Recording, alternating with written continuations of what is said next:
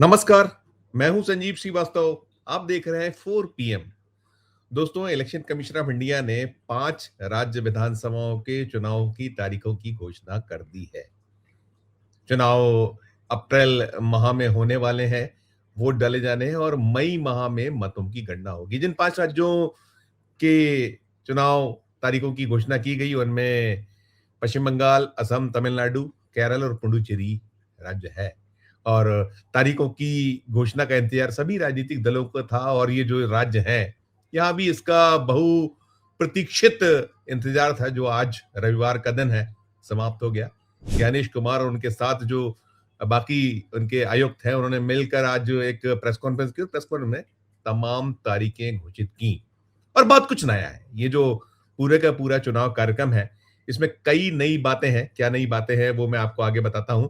लेकिन ये जो शह और मात का खेल है, जो पांचों राज्य हैं, 5 राज्यों में यदि भारतीय जनता पार्टी के लिए बेहद बेहद कहीं प्रतिष्ठा का सवाल है, नाक का प्रश्न है, तो वो पश्चिम बंगाल है, जहां नरेंद्र मोदी, अमित शाह ने बिसात बिछाई और बीते काफी वक्त से 2014 के बाद से लगातार प्रयास हुए हैं कि पश्चिम बंगाल किसी भी तरीके से अपने कब्जे में किया जाए।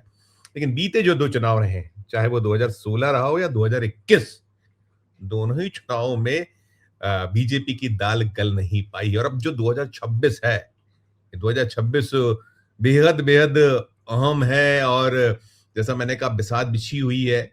और कहीं ना कहीं जो भारतीय जनता पार्टी चाहती है कि दक्षिण में भी उसका ठीक ठाक तरीके से कहीं खाता खुले। केरल पर भी निगाह है, तमिलनाडु पर भी है और असम और पुडुचेरी को हम कह सकते हैं। पुडुचेरी में भी एनडीए की सरकार है, असम में बीजेपी की सरकार है। हेमंत बिस्वा शर्मा जो कांग्रेस में कभी होते थे, उनकी अगुवाई में सरकार है।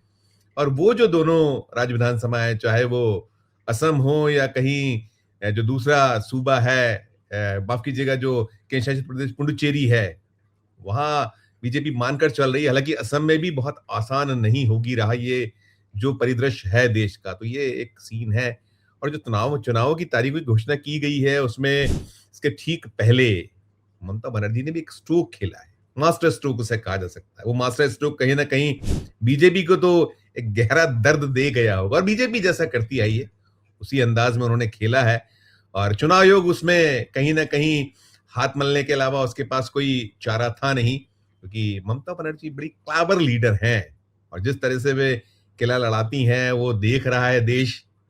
जैसा मैंने कहा कि चाहे वो 2016 हो, 2021 हो, उसका 2024 का जो लोकसभा चुनाव था और जिस तरीके से देश में मोदी की साख, मोदी का जो कह लीजिए एक जिसे ये मान के चलती है बीजेपी की, उनका अपना एक बड़ा ट्रम्प कार्ड है, वो ट्रम्प कार्ड चल नहीं पाया। 400 पार का नारा था, कहां टिकी थी 240 पे। और पश्चिम बंगाल में गहरा झटका लगा था 2019 के चुनाव में, जब बीजेपी को 18 सीटें मिली थी, वो 12 रह गई थी। तो कल्पना करिए कि जो बंगाल को लेकर बीजेपी आशान्वित है, वैसे स्थितियां बनने वाली नहीं है, ये मानकर चला जा रहा है। ममता बनर्जी बीते 15 सालों से जो काबिज हैं पश्चिम बंगाल में, टीएमसी की अगुवाई कर रही है, सत्ता में है, मुख्यमंत्री हैं, उन्हें हटा पाना इतना आसान नहीं होगा, क्योंकि जो पूरा चुनाव है वो केंद्रित है ममता बनर्जी वर्सेस नरेंद्र मोदी, ममता बनर्जी वर्सेस अमित शाह। कोई चेहरा नहीं, ममता बनर्जी के सामने कोई है ही नहीं। बीजेपी के जितने हैं किराए के लोग हैं जो बुलाए गए हैं। 77 सीटें अलबत्ता उन्होंने की थी, अगर उसको तुलनात्मक देखें। 3 थी पहले जो 2016 का चुनाव था, उसके बाद 2021 के चुनाव में 77 पर पहुंची। वोट का परसेंटेज भी बढ़ा हुआ है, लेकिन हालात बड़े बदले हुए। इस वक्त जो युद्ध चल रहा है, युद्ध के हालात के बाद जो स्थितियां उत्पन्न हुई हैं, बहुत कुछ है जो बीजेपी जो सोच कर चल रही है। जो पांचों राज्य विधानसभाएं वो हर्डल ही हर्डल है। जो अभी स्थितियां हैं, बहुत सारे प्रश्नों के जवाब नहीं है केंद्र की सरकार के पास, प्रधानमंत्री नरेंद्र मोदी के पास। आर्थिक स्थिति छुपी हुई नहीं है, विदेश नीति को लेकर सारा कुछ मुट्ठी खुली हुई है। हाहाकार है अभी जो हुआ है। अभी चल रहा है युद्ध, ईरान, इजराइल, अमेरिका लड़ रहे हैं और मिडिल ईस्ट जल रहा है। उसके कारण जो उत्पन्न स्थिति है, हाहाकार जो रसोई गैस की है, और भी संकट आने की संभावनाएं बनी हुई है, क्योंकि युद्ध रुकने की संभावना देखने की वो अलग चीज है जो अभी सामने है। जो सबसे पहले बताऊं कि जो इलेक्शन कमीशन ऑफ इंडिया ने तारीखें या कुछ नया क्या है जो घोषित की है? सबसे पहले तो पश्चिम बंगाल में जो 294 सीट है, वहाँ 2 फेज़ में, 2 चरणों में 23 और 29 अप्रैल को वोट पड़ेंगे। ये एक नई चीज़ है। इसके पहले यदि आप पिछला चुनाव देखें तो वो 8 चरणों में वहाँ वोटिंग हुई थी। उसके पहले चले जाइए तो उस समय 7 चरणों में मतदान हुआ था, वोटिंग हुई थी। अभी 2 चरणों में की गई और बाकी जो 4 राज्य हैं, तमिलनाडु, असम, केरल और पुडुचेरी, यहाँ एक-एक चरण में, एक ही तारीख में चुनाव हो जाना है। तमिलनाडु की जो 234 सीट है, उसके लिए 23 अप्रैल को वोट पड़ेंगे। फिर असम, केरल और पुडुचेरी, यहाँ 9 अप्रैल को, तीनों जगह 9 अप्रैल को वोट डाले जाएँगे और 4 मई को पाँचों जो सूबे हैं, पाँचों जो राज्य विधानसभा हैं, एक केंद्र शासित प्रदेश, 4 सूबे, उनकी मतों की गणना होगी। कुल 824 सीटें होती हैं। आप देखिए पश्चिम बंगाल में 294 सीट है, तमिलनाडु में 234 सीट है, असम में 126 सीटें हैं, केरल में 140 सीटें हैं और पुडुचेरी जो केंद्र शासित प्रदेश है, वहाँ 30 सीटें हैं। तो ऐसे मिलाकर 824 टोटल सीटें हैं, जहाँ के लिए अब चुनाव की तारीख के बाद विधिवत जो घोषणा हो चुकी, कई जगह कम वक़्त है। अगर आप 9 अप्रैल देखें असम, केरल और पुडुचेरी, तो आज हम जो तारीख है उसके अकॉर्डिंग आप लगा के देख लीजिए कि अब केवल और केवल 3 सप्ताह से कुछ ज़्यादा आस-पास का समय बचा हुआ है। पश्चिम बंगाल को ज़रूर 1 महीना से कुछ ज़्यादा का वक़्त मिल रहा है, वहाँ 23 और 29 अप्रैल को वोट डाले जाने हैं। तमिलनाडु को 1 महीने से ज़्यादा का वक़्त मिल रहा है, वहाँ 23 अप्रैल को एक चरण में वोट डाले जाने हैं।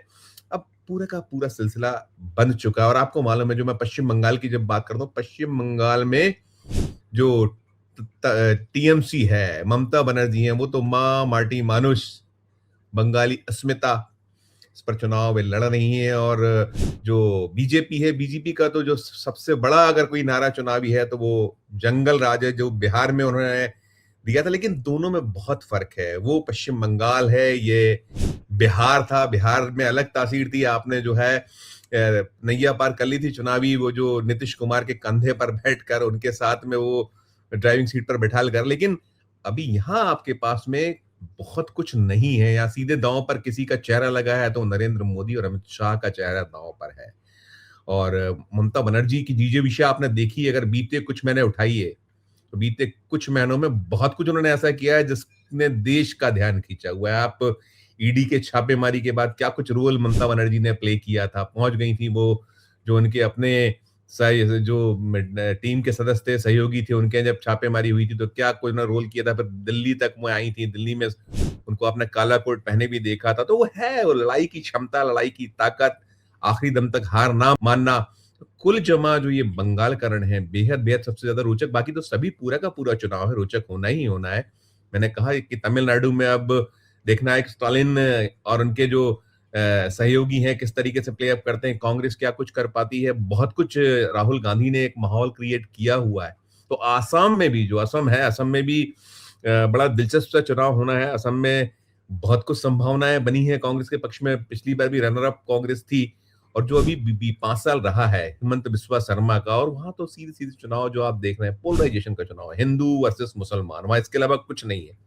उनके खिलाफ भी बहुत सारे मसले हैं, मुद्दे हैं। और वहां जो राहुल गांधी के दाहिने हाथ हम कह सकते हैं, संसद में तो वही उपनेता है, उन्होंने गगोई जो है उन्होंने संभाल रखी है कमान। वहां टिकटों का वितरण जो है शुरू हो चुका था कांग्रेस की तारीखों के ऐलान के पहले। तो सोचिए कांग्रेस बहुत संजीदगी के साथ मैदान में। और जब मैं पश्चिम बंगाल की बात कर रहा था, मैंने जो कहा कि ममता बनर्जी का मास्टर स्ट्रोक, तो अब ये सीधे सीधे चुनाव देखिए, बहुत कुछ आधारित होता है कि आप समय पर कौन प्ले अप करता है। तो अभी ममता बनर्जी ने आज चुनावों की तारीख का जो ऐलान होना था, प्रेस कॉन्फ्रेंस 4 बजे सुनिश्चित हुई, उसके 2 घंटे पहले 2 बड़ी घोषणाएं की। और 2 बड़ी घोषणाओं में एक बहुत बड़ा संदेश एक मामले में दिया। उन्होंने जो वहां पुरोहितों और मुअज्जिनों, उनका जो मानदेय है 1500 से बढ़ाकर 2000 कर दिया। तो जो ब्लेम है कि वो तुष्टीकरण की राजनीति करती है, सिर्फ मुस्लिमों का ध्यान रखती है, तो पुरोहितों के जो मानदेय है उसमें भी वृद्धि की गई है 1500 से 2000। तो निश्चित तौर पर ये बीजेपी के लिए कहीं ना कहीं झटका, सदमा के तौर पर तिलमिलाई हुई है बीजेपी उससे। और इसके अलावा उन्होंने जो बकाया डीए, जो कर्मचारी बड़ा एक वोट बैंक होता है, उनका जो परिवार, तो डीए जितना बकाया था उसको देने की घोषणा कर दी है। तो दोनों, और आप पिछले भी कई दिनों से ममता बनर्जी उसी सब पर चल रही है जो बाकी सूबों में चल रहा था। हालांकि यही चीज असम में हो रही है, यही चीज अन्य राज्यों में जहां जहां चुनाव होते हैं। हमने देखा ही है कि लाडली बहना इसी मध्य प्रदेश, हमारे मध्य प्रदेश से आरंभ हुई थी, उसका देश भर में उसने कैसा एक अपना चुनावी जो एक कार्ड है उसके तौर पर उभर गई वो, और हर राज्य ने उसको प्ले अप किया, तो सारी चीजें हैं बहुत।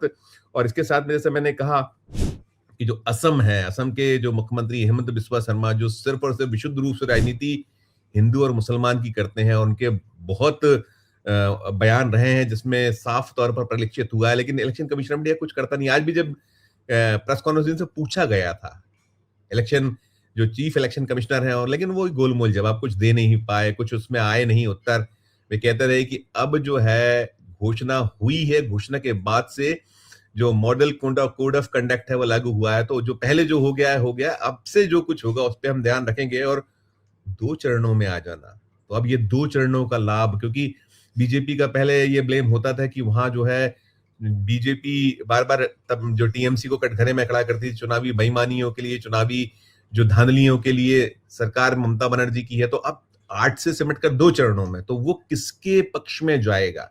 और ऐसे ही बाकी भी जो हैं, पिछली बार असम में भी अलग चरण रहे थे, एक ही चरण में अब वहां भी चुनाव है, तो वहां भी तो ये क्या गणित है, क्या इसके पीछे का एक सिलसिला है? वैसे भी इलेक्शन कमीशन ऑफ इंडिया का तो कहा ही जाता है कि वो बीजेपी की बी टीम है, बीजेपी का विंग है, तो अभी ये जो सारा फैसले हैं ये सब तो कहीं बीजेपी के इशारे पर, ऐसा आरोप विपक्ष लगाता है। तो आज भी इसको सारे वो चश्मे निकाले गए हैं, उस हिसाब से देखा जा रहा है।